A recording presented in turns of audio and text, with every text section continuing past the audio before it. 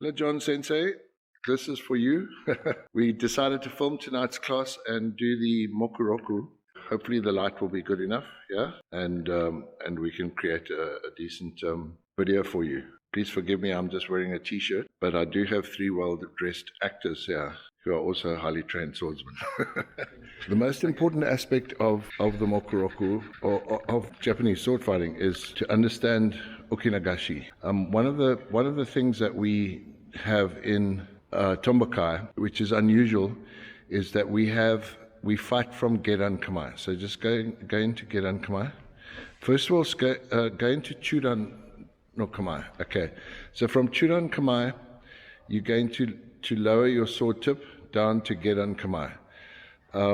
The mune is still up top, so open the stance a little bit. Okay, so Teb has now opened the stance. He hasn't opened his hand. In other words, what a lot of people do is they lay open the hand like that, and that is incorrect. That is not a stance.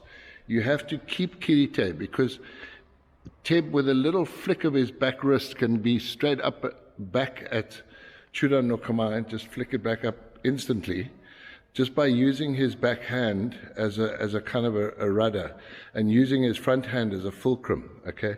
And that's really the secret. So when you do okinagashi, like if he was going to go okinagashi if he was going to step left and do an okinagashi, he would actually roll the sword in his hand so that the flat of the blade is going to come down and hit his deltoid muscle, his lateral deltoid muscle, not in the hollow of the arm there, but on the bulge of the deltoid muscle.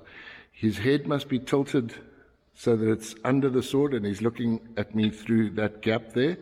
And his elbow is also low enough. So a sword coming down, a sword cut coming down like that, is going to be deflected off his body. And even if he has a light grip, it becomes a very strong block when it's supported over here by his shoulder. And then as he cuts, you'll see the sword swivels in his hand back to normal again, and his grip is resumed. So maybe you can kind of in slow-mo just show that rotation of your hand, Teb. I'm going to come in close for John Sensei to have a look. Go back. Okay, try again. So now the back of the sword is facing forward and the cutting edge. So what we don't want to present, and most beginners will be presenting their cutting edge. The cutting edge on a samurai sword is not an efficient deflecting thing, because if both cutting edge clash each other, it's going to dig in. It's not going to slide off. Can you understand? It's not a sliding off thing. You're going to destroy your cutting edge. And in a prolonged battle, there's a good chance that your sword may become useless. Musashi said in many of his battles, when it went on for a long time, he wouldn't be able to cut anybody anymore with his long sword, and that's when he would pull his short sword and then just use the long sword to deflect things and use the short sword for killing, because the short sword was still sharp. And that's why, to preserve the cutting edge of the sword, we rotate the blade like that. Also, the mune and the G are stronger than the Ha. So okinagashi is really, I'd say, one of the main features of the Mokuroku. Also, the thing is, our stance is slightly different. So we often, if you go to Gedan Kamae, you open up the gate, and that's an optical illusion, making it easy for the person. And then you also lean forward, okay? But when you lean forward, you are not bending at the waist, but rather creating a straight line. That's a bit better, okay. Starting Shinchokugiri, there are 14 responses. Left and right, Hiraki Ashi, Okinagashi, Koteigiri, dogiri. John, have a look at how I'm cutting. From here, I'm just lowering this hand. So my cut's actually coming through the orbit of the eye. It's the most efficient move that I can make from this position, okay? So the first thing that happens is I start rotating, I start twisting the sword clockwise with my left hand and rotating it in my right hand. And as I step in, the blade is resting on my deltoid muscle. And then I just do that cut. It takes too long for me to come around and cut on that side. So I'm not going around and cutting there. I'm simply coming up and cutting from there, from here to there, as opposed to coming up and around all that way and exposing myself. Okay, so we're doing the one to the left. Yeah, ask me again. So I wanted to know, so since we are over here, and we are just going to flick it, for lack of a better word, flick it, does that mean we have a pretty low stance? Yes. To get the head at this angle as opposed to this angle? Yes.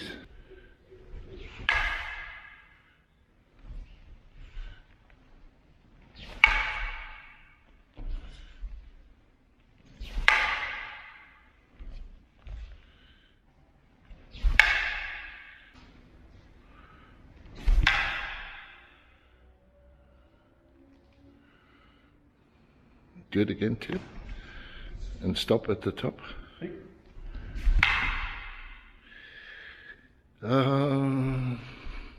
Yeah. Yeah, you want your palm to be supporting the handle.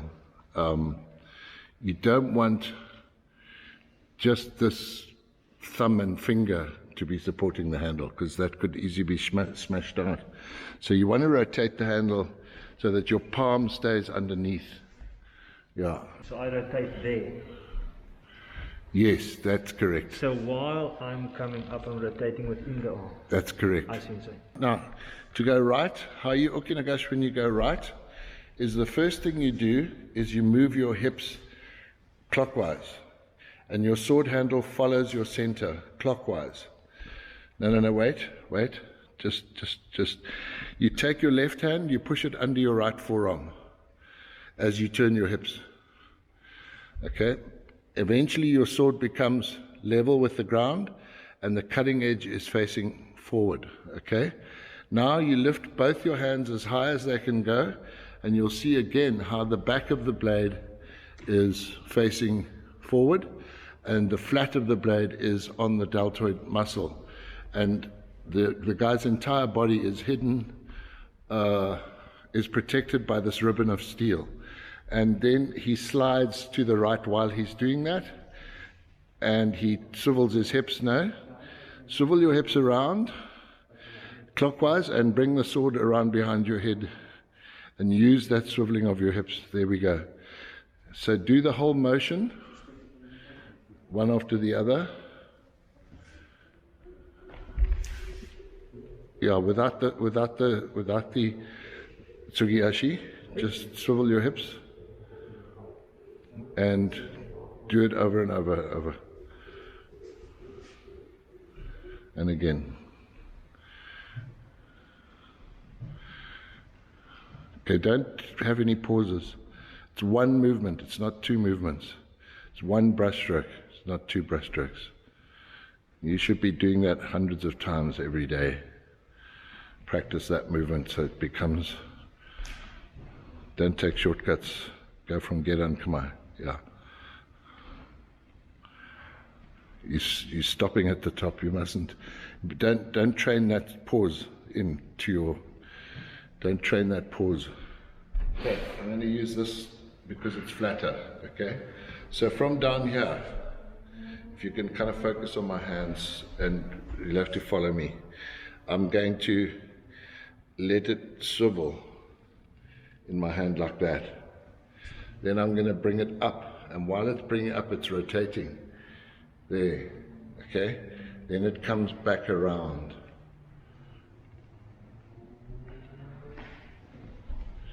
So you'll see now the handle is supported there. The flat of the sword is above my deltoid muscle. My head is below and I'm looking underneath. Then I start to close this hand. As my hips come around, it becomes a very powerful cut because my sword is moving with my hips. So my hips are going this way and then coming back that way. So the whole time my hips are moving. So your front hand stays the same and your right hand stays... I don't know what my hands are doing. Oh, All I okay. know is I don't have a death grip on my sword. Okay. The sword floats in my hands. I see. Except for the moment when I'm actually cutting, then I have a tight grip. But apart from that, in Kenjutsu, the sword needs to float in your hands. You can't even do okinagashi unless you're opening your hands. Not playing the trumpet at the top, but definitely you have a lighter, you don't have a death grip on the sword. If you have a death grip on the sword, you can't do okinagashi. So, for example, if you look at Tib, just try and take kirite, hold kirite, and try and do okinagashi going left. It's very difficult, very awkward, very slow. Notice he can't drop the tip of the sword as much as he'd like to. So he can do it, just see, you can't drop the tip of your sword, can you? Try. You can't. And he's bending over backwards trying to drop the tip of his sword. But that's the most he can do, dropping the tip of his sword, maintaining kirite. So you can't maintain kirite while you're transitioning from okinagashi. But you must have kirite at the moment of contact. The moment you're cutting, you must have cutting hand. The moment you're receiving, you must have receiving hand. Yeah, so that's left and right. Then in the notes, let's have a look.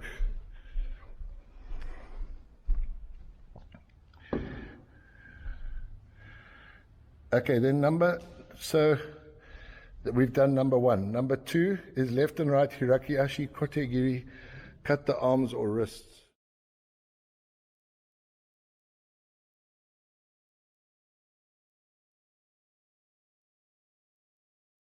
As he goes up, I move in with a thrust here. So this is like a ski. As he moves his sword back, I rush in and ski here. It's a slice,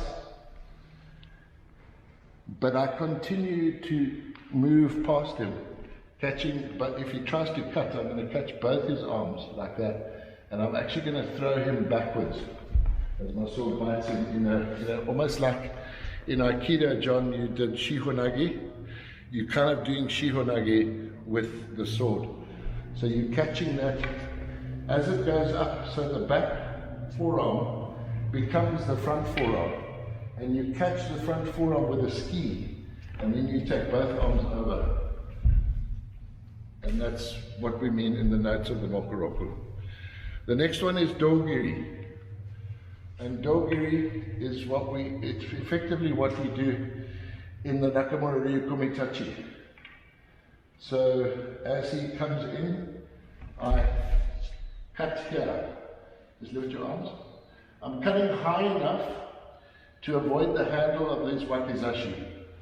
I'm not letting it glance off the ribs. I'm punching the tip forward so that the idea is that I must try and see if I can get my tip to reach his spine, okay? So I'm definitely cutting forward, not sideways, and I'm cutting high enough to be above his wakizashi handle, but low enough to be underneath his rib cage, below his sternum.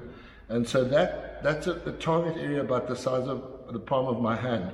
And I try and punch my kisaki into that target area very strongly, in order to, and as I punch through, I let go my handle, I step offline, Hiraki Ashi, I let go my handle with my backhand.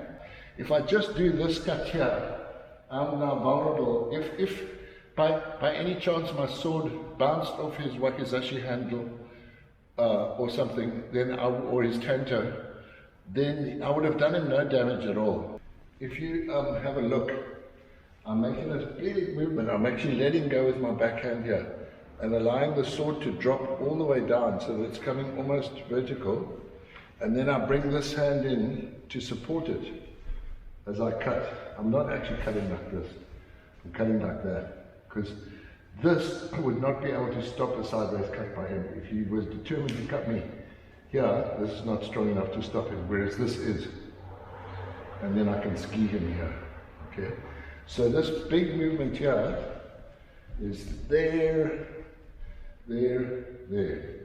So it's, if you just have a look at me, Tim, really? Okay. There, there, and ski. Okay.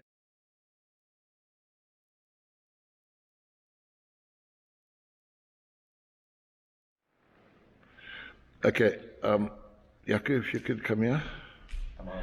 Okay, Teb's going to do okinagashi now, but instead of the tip of the sword going back, go up into okinagashi.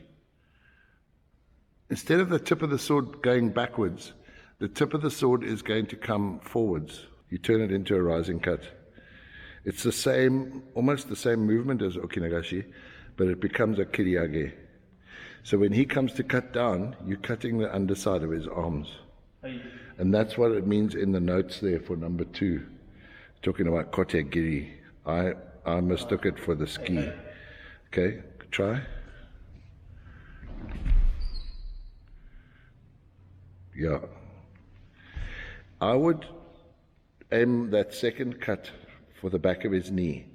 I would let go the sword with my backhand and step, and no, don't involve your other hand at all. Just do a one-handed cut to the back of his knee. Yeah, because you won't be able to reach that if you bring your other hand.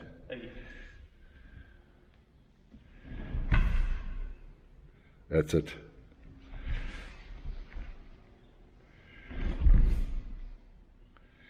Yeah, it's safer for you. Okay. Right? Okay, ski. Okay, the first ski that it describes here is a ski. Remember, these are responses to Shinchokugiri. Okay, so as he goes up into Shinchokugiri, you do a ski where you rotate the blade towards me. Always that way you rotate. Why? Because it straightens your arm, and that's how you punch. You don't punch by rotating your hand the other way. The other way unlocks your arm and bends your arm. Just do the other way and you'll see what I mean. Can you see? You can ski like that. That's actually quite a good response. We'll come to that. But this one, you're going to rotate that way, and you're going to ski him in the throat, at the base of the throat. Base of the throat, there. Yeah, that's it. Okay, so that's, and now you raise the sword handle as you do that. And now he can't cut down because your sword is blocking his hands. There's a sword in his throat. Yeah. Yeah, but you don't know what you're doing in the moment. You might just flail. Yes, and that adrenaline. Yeah, yeah.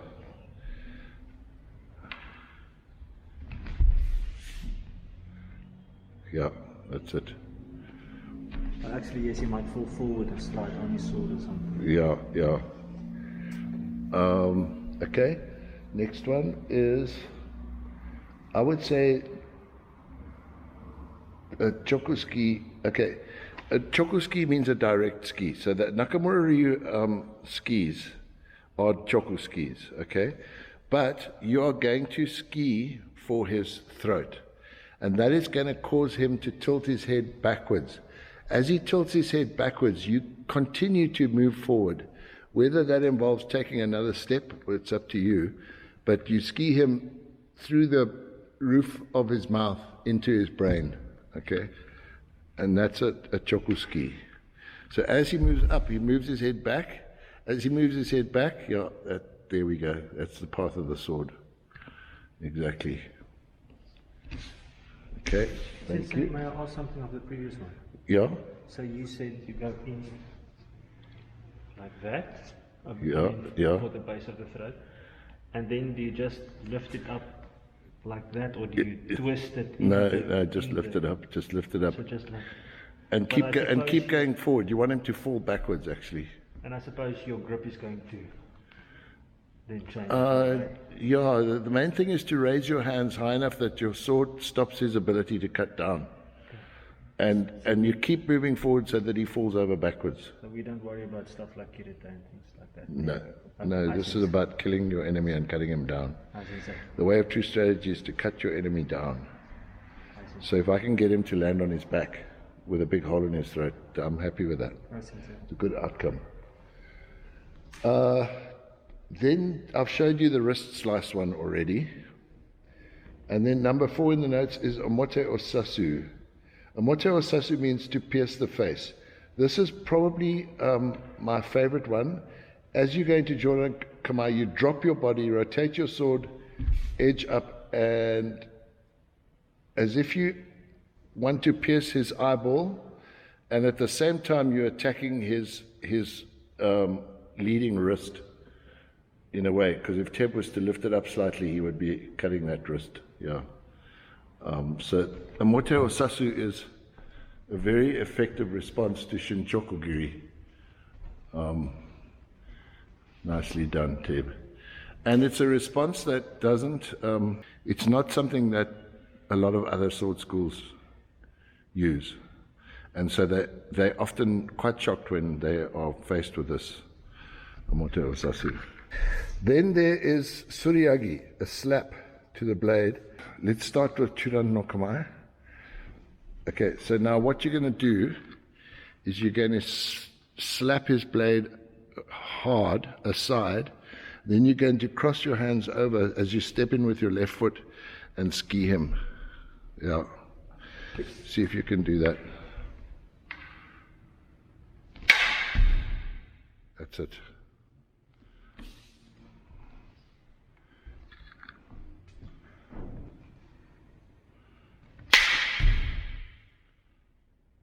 Yeah. Suryagi.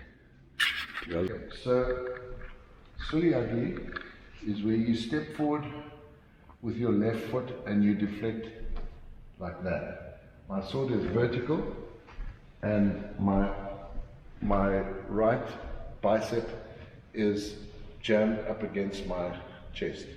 Okay? So you come to cut down on me, I'm going to do that. Then now this is quite uncomfortable. Then I'm going to turn my hips and cut your throat. So that Suryagi is a sliding to use the side of your blade. Generally that motion is so I'm deflecting with my left foot forward. I'm keeping my sword there, high up like that, vertical, so I'm not doing that. I'm not breaking this wrist, I'm there. Now I just have to turn my hips for it all to come together. So this feels very uncomfortable. As soon as I turn my hips, everything clicks into place. And I'll take your throat out. There. Tiwamaru Nida no Kata. There's a Suryagi in Tiwamaru Nida no Kata towards the end. I don't know if you can remember it. I think I remember it goes step there and then a call. Yeah, then step back, okinagashi. That's it. Yeah, that's it. Yeah, correct. Okay, next one. Rainbow block, Niji Kusoku. Okay, the rainbow block is in a response to Jordan Kamae. Are you filming me? Hi, Sensei. I'm standing, maybe just go over there, come a bit closer so you can see what I'm doing with my hands. I'm standing and she's in Hontai. This was Masashi's favorite fighting stance. Knees slightly bent, sword in Gedan Kamae.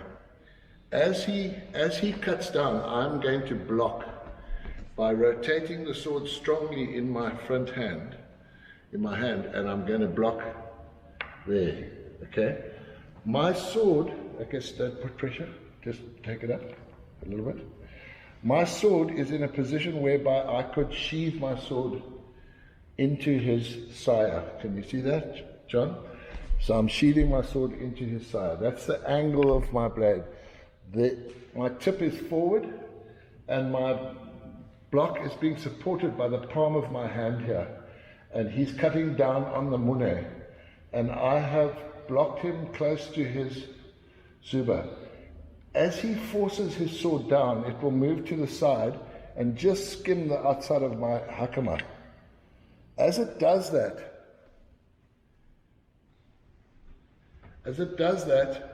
I am going to take my block with this hand and I'm going to step forward slightly and cut down, severing both of his thumbs.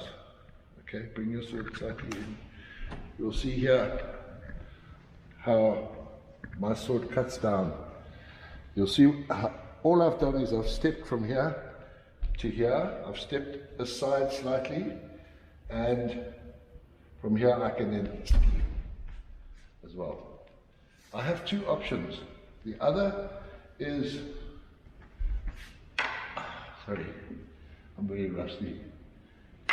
There is for me to step in deeply and cut him down almost with a okinagashi type of, I'm going to step in deeply and cut him down here, like that. Okay. Or I'm going to sidestep and step again, letting go my backhand and cut the back of his knee where he doesn't have any armor. And those are the three ways you can do the rainbow block. To cut off the thumbs. So what's going to happen if we do the basic one is here, I'm going to step in. That is designed to disarm him. So as I cut down here, his sword falls to the ground. As his sword falls to the ground, I ski him down to the ground too. Yeah, all the way down. And that's the purpose of the rainbow block. It's a very strong block using the mune. By rotating the sword in your hand there. Then when it comes to cut, the sword rotates back. Can you show that towards me, please, Sensei?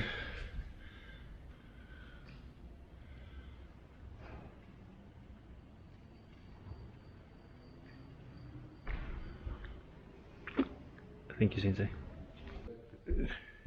You are going to cut down, and he is going to make a circular movement using the back of his sword, the mune, to deflect your downward cut. And then he flicks the sword forward again into his face. Yeah.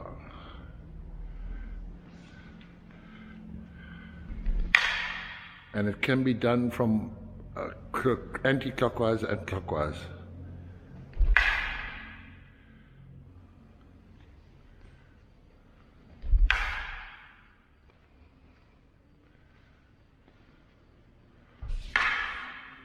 The trouble with this one is that when you cut at full speed, it's dubious about whether he's going to be able to deflect your sword. Hey? It might be if you remember you're far apart. So you are ito isoku no ma'ai. So when you teach Kenjutsu, you've got to teach the ma'ais, okay? So you are one sword, one step distance apart.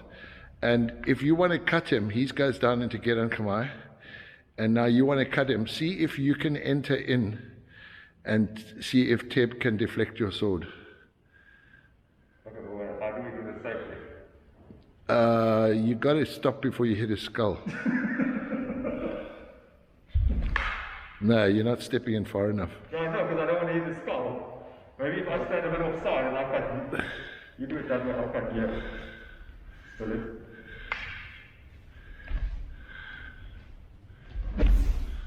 I think Teb may have deflected. See, in the time it takes you to cover the distance, that's when he starts his deflection. There's also the option if you're already in Jalan Kamae, and I'm here, now I start threatening you. Yeah. You're probably going to want to cut, and if I know that that's coming, there's an option to. Yeah, that's where you're instigating it. Yeah. Okay, that's Munenagari, not rocket science. Munenagari might work best with a rising cut. If you go into Waki Kamae and you do a Gyaku Kesa, then he kind of, just by raising his sword up into Jordan Kamae, he's doing Munenagari as well. So he's kind of receiving your sword. And that's a little bit slower than Shinchokugiri, because with Shinchokugiri, gravity is assisting you. But now you're going against gravity, and therefore your cut is fractionally slower than, and he's able to meet your blades. But it's still a risky move. Try it. Speed it up a bit. The more committed your cut is.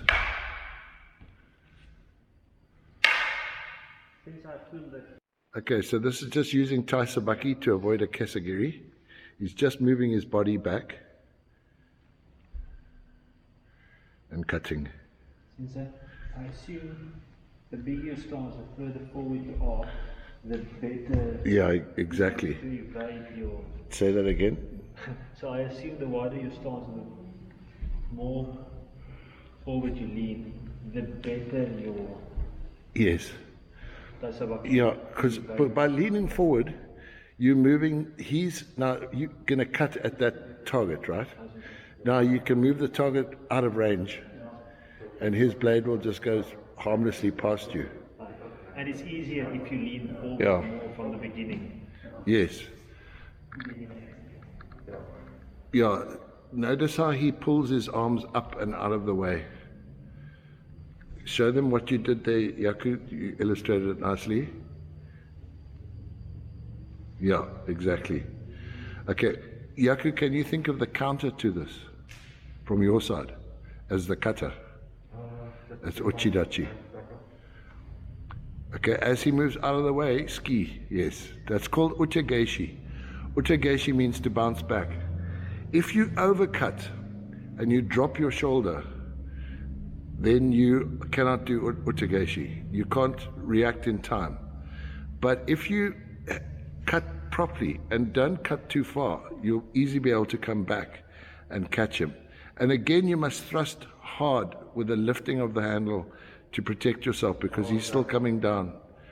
No, thrust in his throat, but lift your hand at the same time as you move forward.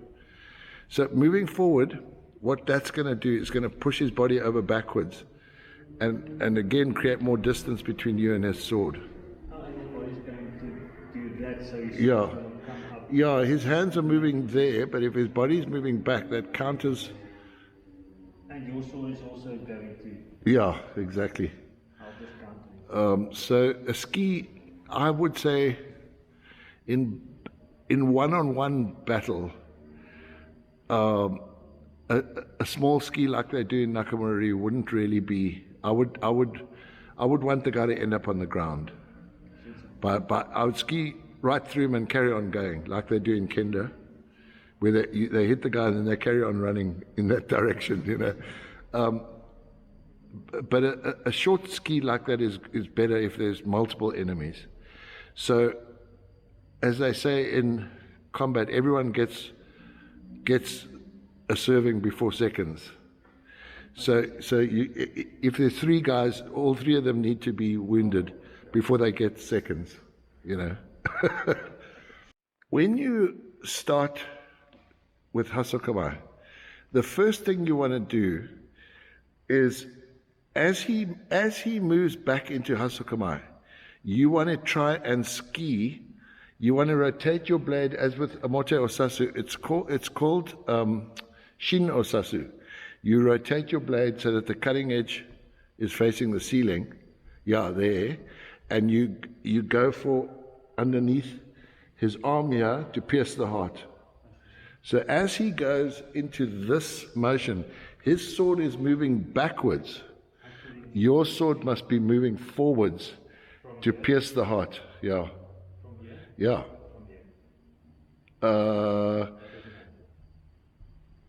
I would say you should stay in Chudan no kamae and wait for him to make a change. There. Yeah, but go under his arm. Because most schools do not. Most schools do not leave their elbows down. In Hasso kamae, most schools lift their elbows up. You'll notice that. And so you aim the shot to slice his arm. Also now, it becomes very difficult for him to cut down. If you're in that position, how does he attack you? So it's actually quite a safe attack. It doesn't feel safe, but you just move in, aggressively rotating your blade into that arc. It becomes almost impossible for him to attack you without cutting himself on your sword. Just try. That's it. That is Shin Osasu. Yeah. It's a valid response to him going into Hasso kamae. Or any kind of Hasso kamae, really. No. Not if he's, so you think if he's across this way, he's stabbing, you're going to cut down onto sword. Okay. So Sensei, so if he goes, he can either go into Jordan or in Hasso, and I can just do the same thing. Exactly. It's just going to change.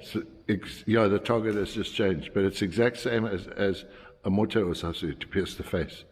To pierce the heart is the same. It's the same response. But sometimes, Teb will show you that a moto osasu can be a stance where you rotate your arms the other way as well, and you have your right foot forward. Yeah, and you point it at the guy's eyes. Like you finish the rising curve. Hey? Like, almost like you finish the rising curve. So if Teb was in Geran kamae in the old Serrata Ryu style, his other foot would be forward, and his arms would be crossed. Hey? Yeah, like Yaku now. Now, if the guy from that position goes, say, into Jordan kamae, and you want to change to a more aggressive, you just lift your sword up and change your feet. You don't have to step in, you just change your feet, and that doesn't change the eye. Yeah. Would you just lift your sword up like that? That would. Yeah. Now, from there, if you just drop the tip of your sword and again change your feet, you can turn that instantly into okinagashi and cut Koteigiri now. Kesa. Yeah.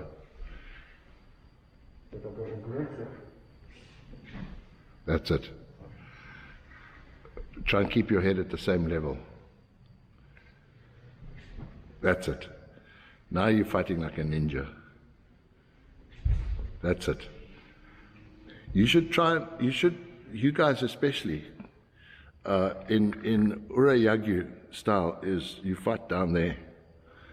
You very seldom stand upright. You say you used to be told you have to stand upright when you put the sword up. I know, it's a different style. In this style, you want to fight in this lower space, not, yeah. So you're very low down, like Yaku was perfect there, and both your knees are bent. So it's not like where your back leg is always straight. It is sometimes, but often in the actual fight, both your knees are bent and your center of gravity is very low. You're centered very low to the ground. I assume other styles don't know what to do with that. And that is why Geran kamae is such a such a useful stance, because all of the attacks of other schools tend to rain from above, and your style is to come from the ground up. So it's easy for you to create a roof because you're coming up into that position.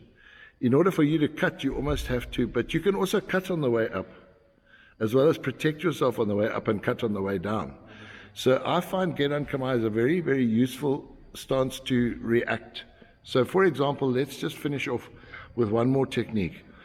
You're going to go into Hasso Kamae, Koteigiri. Teb's going to go into Gedan Kamae. Now remember, Gedan Kamae can just be a ready position to do a Suryagi from, as we illustrated in the previous. So as you step into cut, he just drops his whole body down and raises his sword up simultaneously into a Suryagi. Your sword goes past him. Yeah, exactly. So let's see if Teb does nothing with his sword, whether he can avoid your cut. So you picture where you want to cut him on his collar, and then cut and see if Teb can avoid being cut. There it is. So he's leaning forward, so his body is more in line with the trajectory of your cut, also known as the kakudo. The kakudo, the angle of your cut, okay? Katana kakudo. So he's avoided that by ducking down. But look how far down he has to duck. And at the same time, if he lifts his sword up, it becomes an almost perfect counter, because your swords pass each other by about a forearm's length. And he cuts deeply into your forearm. He doesn't get cut at all. There we go. Yeah. And that's just using Tai Sabaki. There was another style in Musashi's time where the guys used to drop completely down onto one knee. And remember, your chest is against your knee as well. You've done that. You've done that one. Yeah, in a Zuma. In a Zuma, yeah. And then that's it, exactly. And that was an okuden technique. That was known as a secret technique of this one particular school. It's mentioned about a quarter of the way through that Musashi book. He talks about that technique. Or it's the school that technique belonged to. I can't remember the name of the school. That school doesn't exist anymore, but